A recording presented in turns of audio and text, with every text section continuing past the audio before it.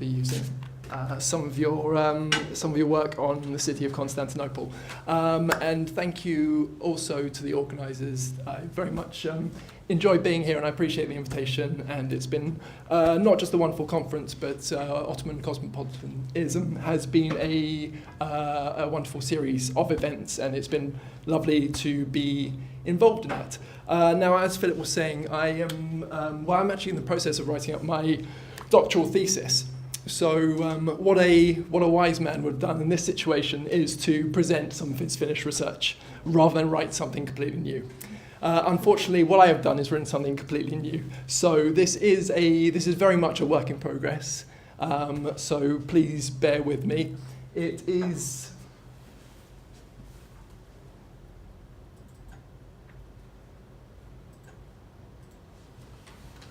Thank you. So this is supposed to be something a little ludic, as it were. As Roland Barthes writes in his essay, Semiology and Urbanism, the reflections I shall present to you are those of an amateur of cities, one who loves the city. So if this is good enough for him, it's good enough for me. I speak in the same spirit, very much as an amateur of cities, one who loves the city. So, in this same essay, Barthes writes of the city being, quote, experienced as the space in which certain subversive forces act and are encountered. Forces of rupture, ludic forces. He continues, the city is, quote, the privileged site where the other is and where we ourselves are the other, the site where one plays.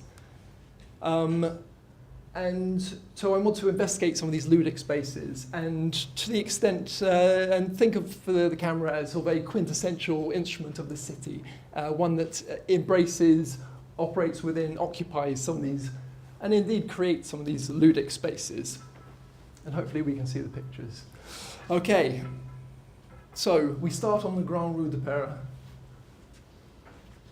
in which I wish to consider ideas of photography in the Ottoman city, employing the street and by extension the photographic studio and the medium of photography in a brief consideration of certain cosmopolitanism, shared spaces, the life and death of an Ottoman pluralist society. The Grand Rue de Paris has ceased to exist. We might still follow its course, but it is no more. It was in its time not one thing but many things, a street of different names and faces, the Grand Rue, Jadeh Kabir, Grand Avenue, Dorul Yol, the Straight Street, Medporotza in Armenian, and I'm informed it also has a Greek name, which I don't have. Apologies. So we are here in a street of multiplicity. We're told that the first photographs were made here in 1842 in an advert announcing that a mysterious Monsieur Compa, has come to Istanbul and is being accommodated at the Pera Tavern, where he also performs his art, particularly on Sundays, when he displays his talents for those who come to witness them at a charge. So, as has been observed, the photography arrives in a language reminiscent of the magic shows of the era. The photographer is a kind of conjurer. And he arrives in a changing city. With the expansion of the city into new spaces, fresh perspectives, sites and forms of consumption were being created and offered up to its inhabitants. The Grand Rue was in many ways emblematic of this shift, and it is there that photography sets up home. The street with many names also becomes the avenue of photographers.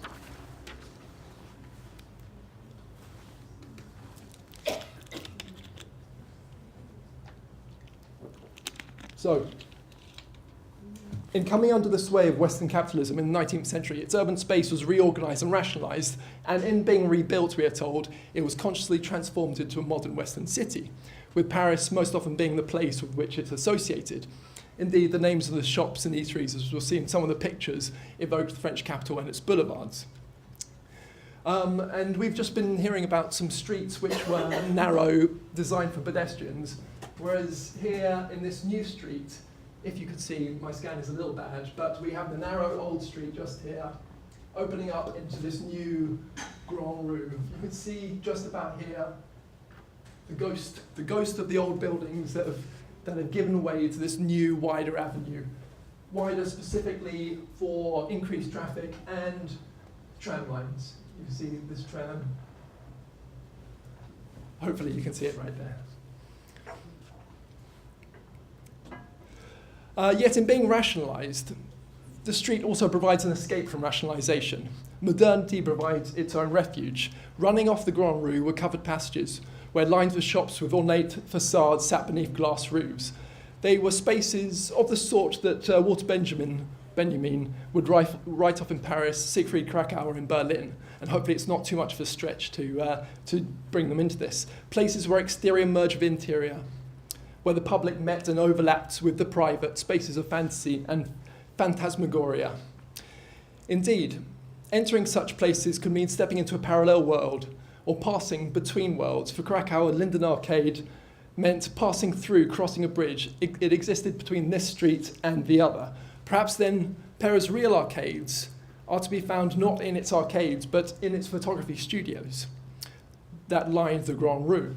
And we might at various times step into some of these studios, such as, here we are, number 359 in the street, Phoebus.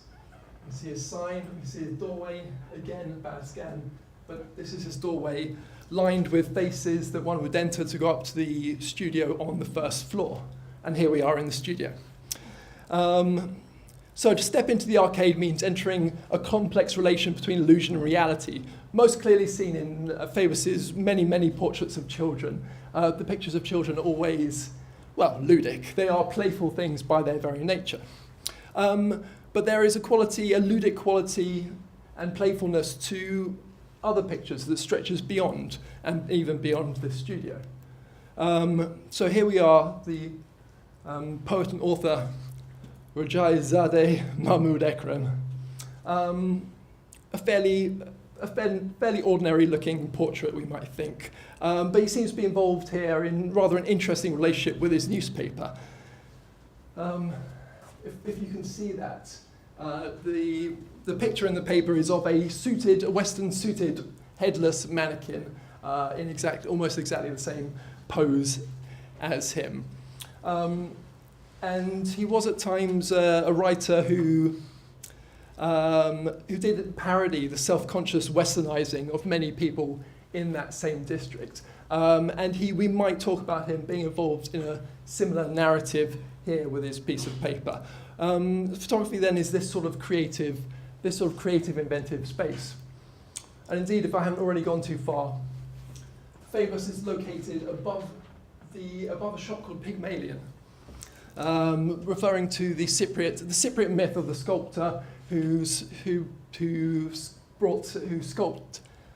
sculpture was brought to life.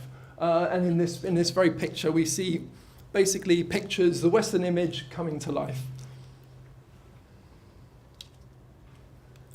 Here we are a little bit further up the road, just outside the Imperial Lycée, where the author was actually working as a teacher at the time. Just around this corner, we would find the gates of the Imperial Lycée. So at this top end of the street, actually Phoebus, this studio, it's a particularly Western district, yes, but this studio deals with a lot of custom from the Ottoman elite. So in many ways, these pictures, especially at this time, at the turn of the century, are, as we have possibly seen with that last one, are questioning Westernization itself.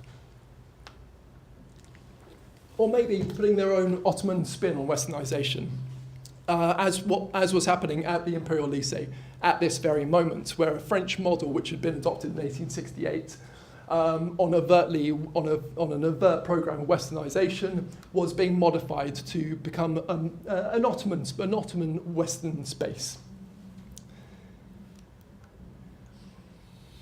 Further down the road now, we're heading south down the road. The street is one of multiplicity. There are many narratives in the street. So moving away from where the Ottoman elite have their photos taken, we're further south. And, well, this is a street marked by picture making. You can see a little, the word photo just there. Almost every turn, we see that this is a street of photographers. This is a street of narrative. Is that working?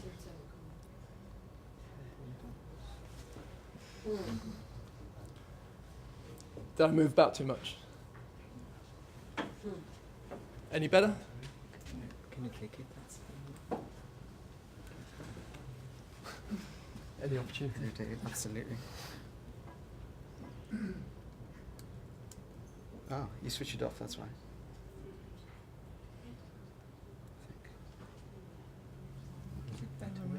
I think the battery's died. Okay. We have I'll project. Can you hear me at the back? Switch on the other one. The other one works. The big one? This one? Yeah. Okay. Okay, switch it off.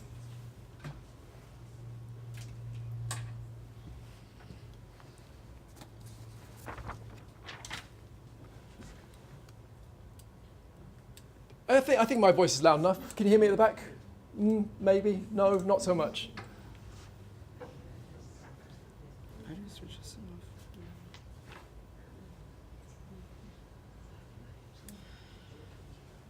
off? Okay. Yep, it's very slowly. Hello? Yep. Okay, is that better? Okay, we're back. Okay, here we are. So we pointed out there's a little glimpses of picture making are found everywhere we go. This is the sign that we actually find all over the place. This is the sign for Sébarin Joaillier, the studio here. We can see the full sign in that picture there. So this is one of the many ways in which the multiplicity of this street manifests itself, is in all the myriad signs, probably best seen on this left-hand side, layer upon layer of signs which are constantly changing. In fact, Sébarin Joaillier, their sign seems to be one of the fixed points in an otherwise changing street. This is one of the landmarks where most things around it change. So here we are outside Sébarin Joaillier. Here's the studio here. So we can look into their window, see their trade. They trade in faces. Here's a better picture. So this is a studio instead that deals in official narratives as well, works for the Ottoman state, but also makes a lot of other images. They specialise in a certain kind of encounter. And these hybrid images, creating in-between spaces that follow a separate logic to the world behind the studio doors. They are places where outside and in coexist, where notions of dressing and changing states are consciously emphasised. And they're noted for contributing to the Orientalist market. So here we are dealing in a completely different kind of picture. And maybe a completely different relationship to the modernisation of the street. To a certain extent, rejecting what lies outside its doors, and dealing with what it likes to see as a true Orient, untainted by the West. So if we associate Perrault of Paris, we could take this as meaning Western, or we could take this as Barthes does. His Paris is precisely not a space of fixed identity. It is quite the opposite. It is the city par excellence. It is the privileged site where the other is and where we ourselves are the other. It is ludic space. It is a place where identity has no fixed meaning and things shift all the time around us. And I'm going to skip through these because essentially we're getting away from the Grand Rue. I want to stay on the Grand Rue, but these are some examples of elsewhere in the empire of other ludic spaces, other self-fashioning, some cross-dressing, cultural cross-dressing. So essentially, different kinds of narratives, but they are all, I think, occupying the same photographic space, the same ludic space, where visions are created. And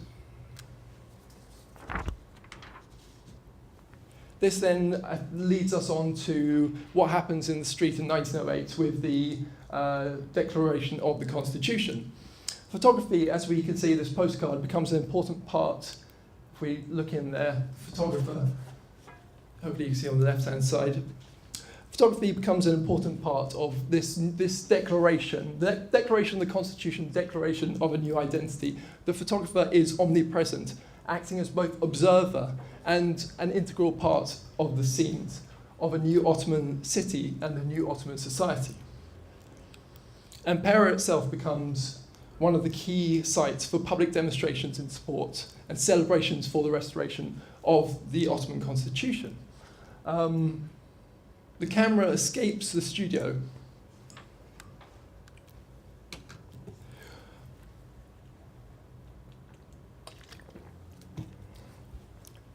The camera escapes the studio. Or is it the studio escapes from its own built confines and enters the street? In an escape from old strictures, people are at play with a new Ottoman identity. Such scenes seem to continue a project started within the studios. Like Krakauer's Arcade, the studios by their very nature deal in the construction of narratives that cannot be contained within one single space. And it is at this moment, perhaps, that they spill out onto the street. And again, we're back up the road now, back at the Imperial Lycée. So the studio has entered the street and entered these other spaces, the site now of the refashioning of identity. So this is a place where Abdülhamid had himself failed to create a trans-ethnic Ottoman identity. This was in his own style. For him, these collective spaces were precisely places where collective loyalty was to be fashioned. And now these spaces are taken over and redefined. So we have here representatives, religious representatives from Armenian, Greek and Muslim communities, all sat side by side, displaying for the camera their own distinct identities. And yet, in being pictured together, they are perhaps complicating those identities, modifying those identities, or adding another layer to those identities. Another photograph. So we're in the grounds of the Imperial Lycée. And back out on the street, with people specifically consciously engaging with the camera. And at this time, the street itself continues to change. After new photographic studios open, with many Ottoman Turks for the first time entering the business. So this is Apollon. This is one of the new studios run by Ottoman Muslim Ashil Sananji. So he takes the name, interestingly enough, he takes the name Apollon. He takes the name from Apollo, the Greek sun god. So in the very naming of these places, people perform some of the same activities that are performed within the studio spaces, the playing of identity. And indeed, Apollon sets up his studio just here, opposite Phoebus. Phoebus, who also took his name from the sun god. So we have these two sun gods sitting across the street from each other.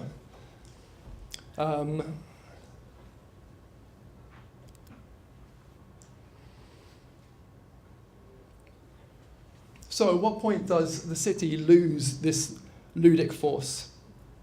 So from one school to another, pictures of assimilated Armenian children.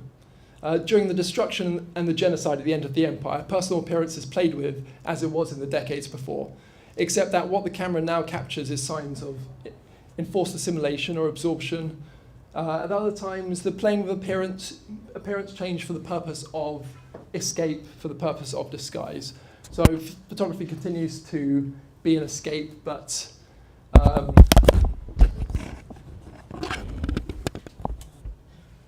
okay. So now a different form of refuge is found. Are such pictures the legacy of the Grand Rue, the dark echoes of that modernity? With the declaration of the Turkish Republic in 1923, the multiplicity of names and faces becomes a thing of the past. So as Edem Eldem writes, what had been the trademark of success for Ottoman Constantinople had largely become a major liability for Turkish Istanbul. So this street becomes this street. The avenue's name is changed to Istiklal, meaning independence, and new photography studios spring up, often bearing the name Zafar, meaning victory. So you can see, this is the Seybar Şövalye building there. The landmark has disappeared. So is this independence from the other a victory over the ludic forces of the city? In this postcard dated from the 20s, we could see some of the signs of the old Grand Rue have already disappeared.